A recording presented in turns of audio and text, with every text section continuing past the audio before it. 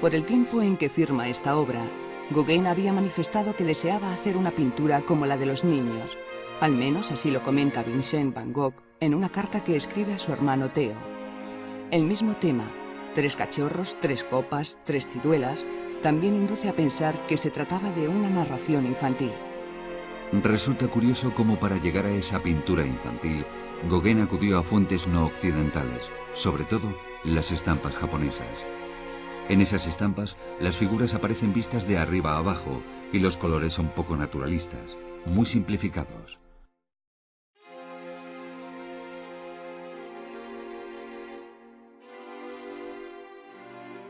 Tras pasar varias temporadas en Pont-Aven, en otoño de 1889 se traslada a Le Pouldu, con la intención de aislarse aún más, ya que, así le parecía, Pont-Aven se había vuelto demasiado turístico. En los escasos meses que pasa en Le Pouldu, Gauguin realiza algunas de sus obras maestras, cada vez más libres, con una aplicación de los colores más atrevida. Entre esos cuadros destacan, por supuesto, El Cristo Amarillo o La Bella Ángela. En esta obra de las recolectoras de Varec, la novedad artística no es menos importante. El fondo de la composición está dividido en franjas horizontales que son cortadas de forma brusca por los cuerpos femeninos, muy verticales. No hay otras referencias espaciales, casi todas las leyes de la perspectiva tradicional han sido quebradas y solo queda el puro asunto plástico, forma, luz y color.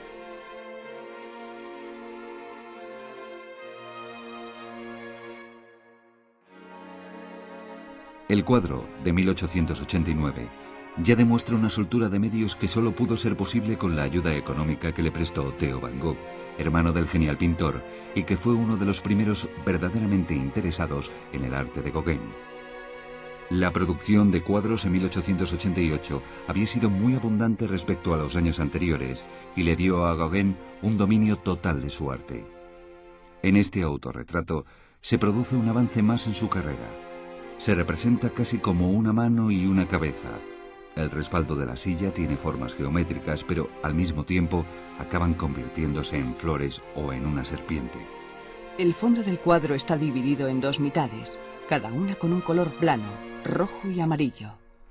Respecto a la propia consideración que tenía Gauguin hacia sí mismo, en una carta dirigida a su mujer, Meg, le dice: Hay que recordar que en mí hay 2 naturalezas, la india y la sensible. Lo salvaje y lo refinado también se encuentran unidos en este autorretrato, que resulta sin duda muy inquietante.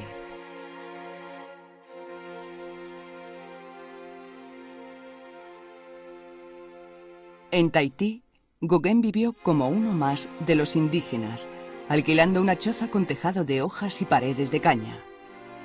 Aunque en ocasiones prestó atención a los espléndidos paisajes de los alrededores, lo que más le interesó fue la vida de los seres humanos. Allí, todo parecía desarrollarse a un ritmo distinto al de la civilización occidental. Todo era más amable, más tranquilo. Por otra parte, esa imagen mítica que empezó a crear fue ampliada por el hecho de que no entendía casi nada del idioma en el que hablaban, lo que añadía mayor misterio a esas personas. En este retrato femenino se manifiesta esa misma calma, lejos de las prisas de la vida industrial que nacía por esos años en Europa. Esa tranquilidad se refleja en la postura de la mujer, muy rígida y con la mirada perdida en el horizonte. El fondo del cuadro es meramente decorativo y no determina la profundidad espacial que tenía que existir.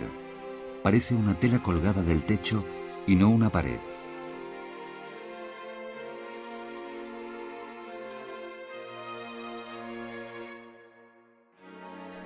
La fecha del cuadro, 1894, indica que ya lleva unos meses viviendo en París, pese a lo cual continúa realizando cuadros de Tahití con el mismo sentimiento que cuando estaba físicamente allí. Pese a que su primera impresión al llegar a París fue lamentable, en poco tiempo endereza su camino y emprende 2 proyectos que serán muy interesantes. El primero de ellos es la celebración de su primera gran exposición individual con las obras del periodo tahitiano. El segundo, la edición de un libro que llevará por título Noa Noa y que servirá como diario de su estancia en Oceanía y al mismo tiempo como guía artística para que los franceses comprendan el verdadero sentido y las intenciones que albergan sus cuadros.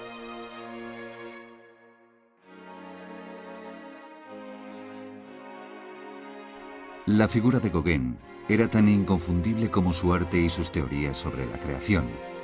Existen numerosos testimonios de poetas y pintores contemporáneos que le describen como una figura ruda, pesada, casi brutal, que tenía rasgos muy acentuados, sobre todo en la nariz y en el mentón. Él se autorretrató en muchas ocasiones, algunas como esta que tenemos enfrente, de gran dramatismo. De todas maneras, en esos retratos siempre hay una mirada más allá, siempre existen sugerencias hacia el mundo bretón, el tahitiano, la bohemia parisina.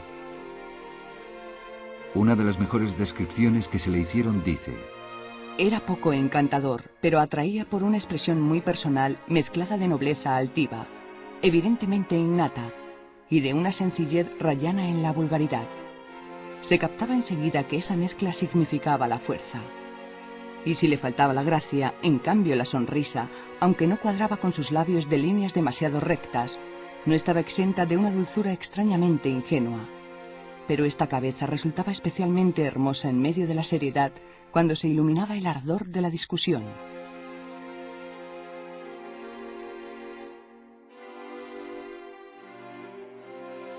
Como había sucedido años antes tras su viaje a Martinica, Gauguin encuentra en la región francesa de Bretaña el lugar idóneo en el que plasmar sus impresiones de los enclaves exóticos. Parece como si en Bretaña lo primitivo y lo ingenuo se encontrasen con toda facilidad. En el Molino David, de nuevo se repite la historia. Tras volver de Tahití, marcha una temporada a Bretaña y en cuadros como este demuestra sus nuevos conocimientos sobre el color, el dibujo y las repercusiones simbólicas que pueden tener. La composición es bastante recargada. Los diferentes planos del paisaje, de las casas del término medio y de las montañas del fondo se amontonan en vertical, casi en un mismo plano.